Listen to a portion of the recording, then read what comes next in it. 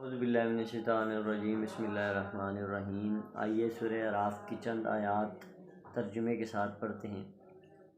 وَيَا آدَمُ اسْكُنْ أَنْتَ وَزَوْجُكَ الْجَنَّةَ فَكُلَا مِنْ حَيْثُ شِئْتُمَا وَلَا تَقْرَبَا هَٰذِهِ الشَّجَرَةَ فَتَكُونَا مِنَ الظَّالِمِينَ۔ اور ہم نے آدم علیہ السلام سے کہا کہ تم اور تمہاری بیوی بہشت یعنی جنت میں رہو سہو، اور جہاں سے چاہو اور جو چاہو کھاؤ یعنی نوش فرماؤ، اور جان رکھو مگر اس درخت کے پاس نہ جانا ورنہ گناہگار ہو جاؤ گے، من الظالمین یعنی کہ ظالم ہو جاؤ گے۔ اچھا، اس آیت میں اللہ تعالیٰ نے جیسے قرآن کی جو پہلا سپارہ ہے سورہ بقرہ کے جو آخری رکوع ہیں اس میں بھی اللہ تعالیٰ نے فرمایا تھا، سورہ پہلے سپارے کے جو آخری رکوع ہیں ان میں بھی آدم علیہ السلام کا ایک طویل قصہ درج ہے، جب فرشتوں سے اللہ تعالیٰ نے کہا تھا کہ میں جو ہے نا وَإِذْ قَالَ رَبُّكَ لِلْمَلَائِكَةِ إِنِّي جَاعِلٌ فِي الْأَرْضِ خلیفہ، کہ میں زمین میں اپنا خلیفہ بھیجنا چاہتا ہوں، تو فرشتوں نے کہا تھا کہ ہم تیری عبادت کے لیے کیا کافی نہیں ہے کہ جو تو خلیفہ بھیجے گا، اس کو خلیفہ بھیجے گا جو زمین میں فساد پھیلائے گا اور خون ریزی کرے گا؟ تو پھر اللہ تعالیٰ نے فرمایا تھا کہ میں جو جانتا ہوں وہ تم نہیں جانتے۔ تو یہ اسی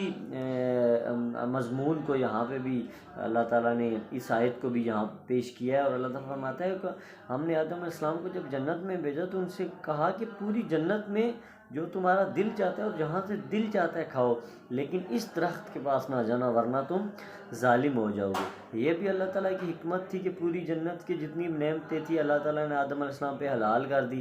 لیکن جو ایک خاص درخت تھا اس کے بارے میں اللہ تعالیٰ نے آدم علیہ السلام کو کہا کہ اس کے پاس نہ جانا ورنہ ظالم ہو جاؤ گے۔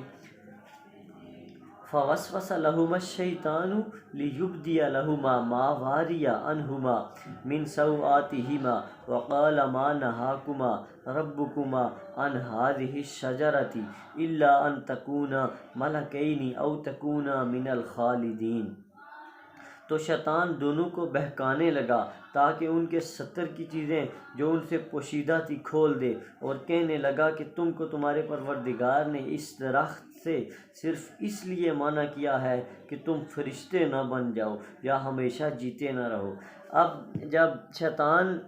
کو اس چیز کا علم ہوا، جب اس کو معلوم ہوا کہ اس درخت کے بارے میں اللہ تعالیٰ نے آدم علیہ السلام کو منع کر دیا کہ اس درخت کو نہ کھانا ورنہ ظالم ہو جاؤ گے، تو اس نے جو ہے نا وہ آدم علیہ السلام اور ان کی بیوی کو بہکانا شروع کر دیا کہ کیا تمہیں خبر ہے کہ اللہ تعالیٰ نے تمہیں اس درخت کے پاس جانے سے یا اس درخت کا پھل کھانے سے کیوں روکا ہے؟ تو کیونکہ ان کو تو اس چیز کا علم نہیں تھا، تو اس وقت پھر شیطان نے ان کو کہا کہ اس لیے تمہیں روکا ہے کہ تم اس درخت کو جب کھاؤ گے تو ساری زندگی بہشت میں رہو گے اور ہمیشہ جیتے رہو گے، جبکہ ایسا نہیں تھا۔ اللہ تعالیٰ نے ان کو اس درخت سے اگر روکا تھا تو اس میں حکمت یہ تھی کہ اگر وہ درخت وہ کھا لیتے تو ان کی، جیسے اللہ تعالیٰ قرآن میں فرماتا ہے، اسی آیت میں ہے کہ اور ان سے پوشیدہ تھی اور ان کی شرمگاہیں کھول دی جاتی، یعنی کہ ان کے جو 70 تھے ان کو کھول دیا جاتا۔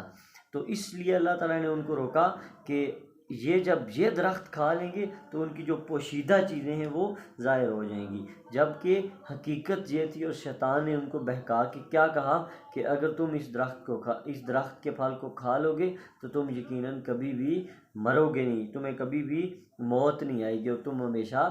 زندہ رہو گے اور بہشت میں رہو گے۔ وَمَا عَلَيْنَا إِلَّا الْبَلَاغُ الْمُبِينُ۔